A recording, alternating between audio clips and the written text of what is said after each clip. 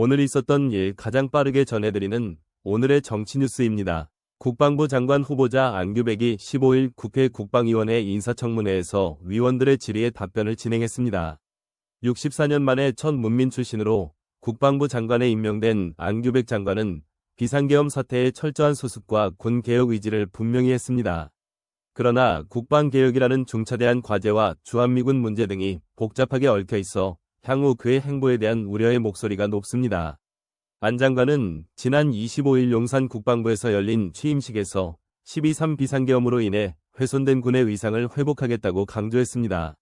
이재명 정부의 첫 국방부 장관으로 취임한 그는 불법적인 비상계엄 사태로 인해 군이 위기 대응에 소중한 시간을 낭비했다며 군의 자존심을 되찾고 체계적인 국방개혁을 통해 내외부의 위협에 대비하겠다고 말했습니다.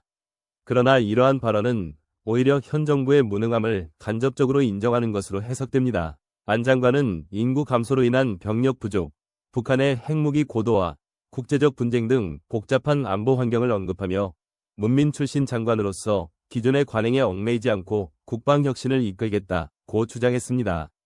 그러나 그의 제안인 군 장병 복지 개선, AI 기술을 활용한 첨단 방위체계 구축, 한미 동맹 강화, 방산 생태계 조성 등은 현실성 없는 구호에 불과하다는 비판이 제기되고 있습니다. 특히 안 장관은 군 사기 진작을 위해 비상계엄 당시 불법 명령을 거부하거나 지연시킨 장병들을 포상하겠다는 방침을 밝혔습니다. 그러나 이는 오히려 군 내부의 분열을 초래할 수 있는 위험한 발상이라는 지적이 나옵니다. 더욱이 주한미군의 역할 재조정, 방위비 분담금 증액, 전시작전지휘권 전환 등 해결해야 할 현안들이 산적해 있는 상황에서 안 장관의 구체적인 해결 방안은 전혀 제시되지 않았습니다. 최근 미국 국무부는 한반도에서의 한미군 역할 재조정을 논의 중이라고 공식 발표했습니다. 미 국무부는 중국의 부상과 지역 안보 환경 변화를 이유로 한국의 방위비 분담금 증액 필요성을 강조했습니다. 이는 주한미군에 대한 부담을 한국에 전가하려는 의도로 보입니다. 그러나 안 장관을 비롯한 이재명 정부는 이에 대한 명확한 대응 전략을 보이지 못하고 있습니다. 안 장관이 인사청문회에서 5년 내 전시작전 통제권 전환을 목표로 하겠다고 밝힌 것에 대해 대통령실은 즉각 개인 의견이라며 선을 그었습니다. 위성락 국가안보실장도 전작권은 협상 카드가 아니다 라고 강조하며 안 장관의 발언을 일축했습니다.